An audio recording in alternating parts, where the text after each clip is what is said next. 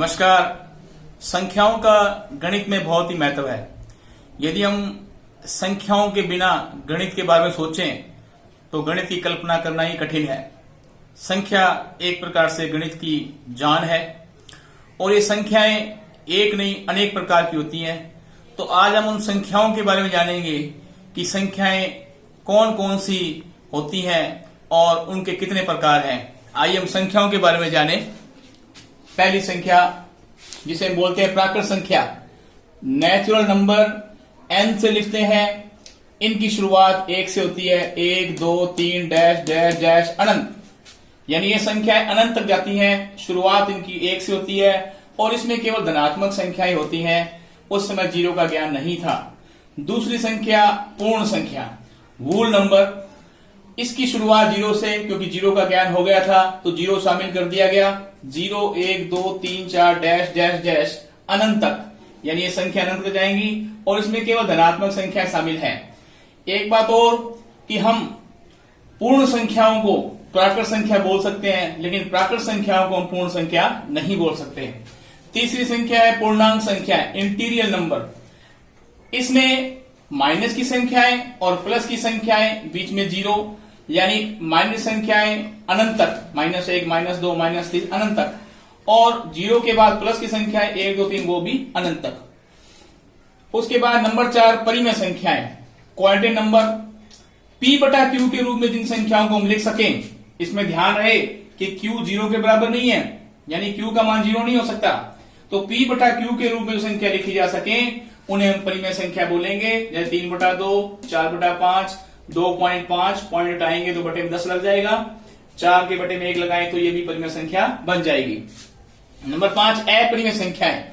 इसे हम q dash से या p से लिखते हैं। जो संख्याएं p/q के रूप में न लिखी जा सके, इसमें मुख्य रूप से अंडर रूट वाली संख्या है, √2, √3, √5, यानी जिनका पूरा पूरा वर्गमूल नहीं निकलता, वो अपरिमेय संख्याओं के रूप में आती हैं।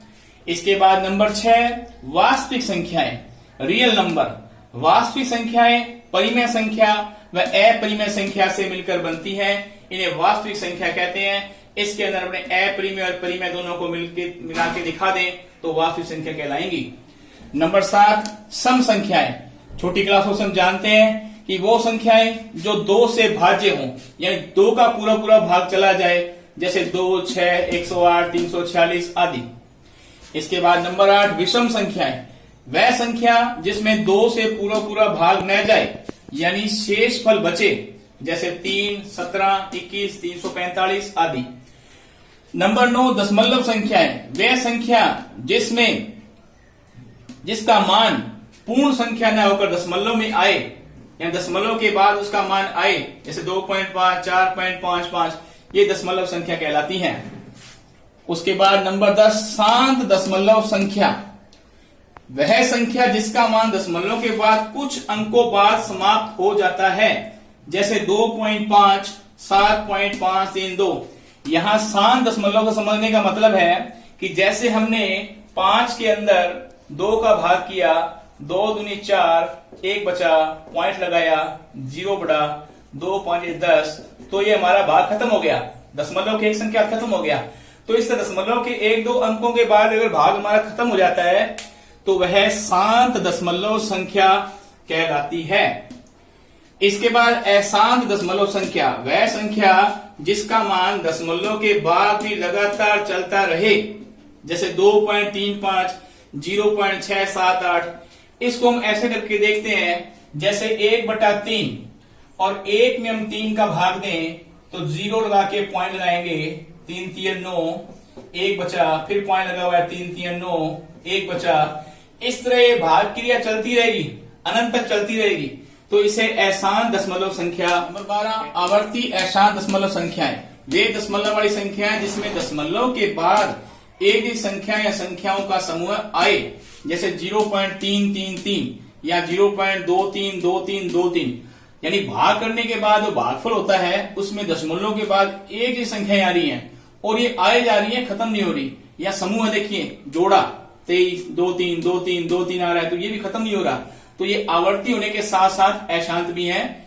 नंबर 13 अनावर्ती अशांत दशमलव संख्याएं, वे दशमलव संख्या जिनमें दशमलव के बाद एक संख्याओं का समूह न आए, जैसे 0.345।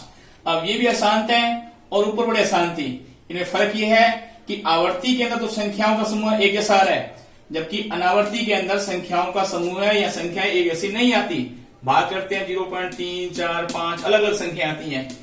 इसके बाद नंबर 14 अभाज्य संख्याएं। वे संख्याएं जो केवल सव्य से भाज्य हो या जिसके गुणनखंड न हो सके, जैसे 2, 5, 11, 23, यानी इसमें केवल खुद का भाग जाएगा, इनके हम टुकड़े नहीं कर सकते, तो ये अभाज्य संख्या है। यहां इसमें ध्यान रहे कि एक जो है एक वो अभाज्य संख्या नहीं है।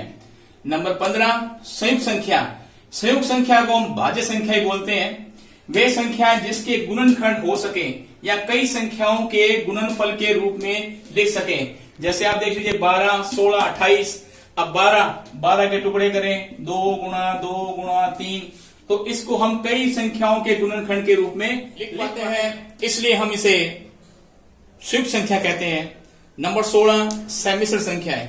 वे संख्याएं जो वास्तविक व काल्पनिक संख्याओं से मिलकर बनी हो। काल्पनिक वो संख्या जिनकी हम कल्पना करते हैं, माना की, उनको हम कहते हैं सम्मिश्र संख्याएं। नंबर 17 पूर्ण वर्ग संख्याएं। वे संख्याएं जिनका पूरा पूरा वर्गमूल निकल सके, पूर्ण वर्ग संख्या कहलाती है। 36 का वर्गमूल 6 होता है। 49 का वर्गमूल पूरा 7 आ जाता है। 64 का वर्गमूल पूरा 8 आ जाता है। उसके बाद नंबर 18 पूर्ण घन संख्याएं। वे संख्याएं जिनका पूरा घनमूल निकल जाए, जैसे 64 का घनमूल आता है 4, 125 का घनमूल आता है 5 और 512 का घनमूल आता है 8। तो इस प्रकार से इन संख्याओं के बारे में हमने बात की और आपको आशा करता हूं कि ये बहुत ही रुचिकर लगा होगा। और कई संख्या तो ऐसी होंगी जिनको आपने देखा होगा कि पहली बार जाना है, तो इन संख्याओं को आप पढ़ें और याद करें। और यदि ये आपको रुचिकर लगा तो आप इसको आगे से लाइक भी करें और मेरे चैनल को सब्सक्राइब भी करें। और इस तरह की कई इंटरेस्टिंग रुचिकर वीडियो जो है मैं आगे आपको बना कर भेजता रहूंगा और इसके लिए आपकी सपोर्ट की आवश्यकता है। धन्यवाद।